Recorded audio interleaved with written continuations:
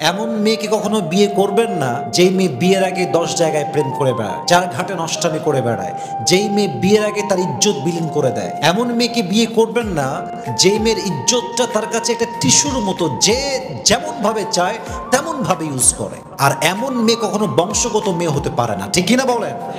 বংশগত মেয়ের কাছে তার চরিত্রের দাম আছে, তার ইজ্জতের দাম আছে, তার সতীত্বের দাম আছে। আপনি যদি চরিত্রহীন বংশহীন মেয়েকে বিয়ে করেন, আপনি তার থেকে পবিত্রতার ছোঁয়া পাবেন না, তার থেকে আপনি সতীত্বের ছোঁয়া পাবেন না। এজন্য যেই মেয়ে মেসেঞ্জারে প্রেম করে বেড়ায়, পার্কে গিয়ে প্রেম করে বেড়ায়, হোয়াটসঅ্যাপে 4টা বয়ফ্রেন্ড, মেসেঞ্জারে 3টা বয়ফ্রেন্ড, এমন মেয়ে কখনো বংশগত মেয়ে হতে পারে না, ঠিক কিনা বলেন?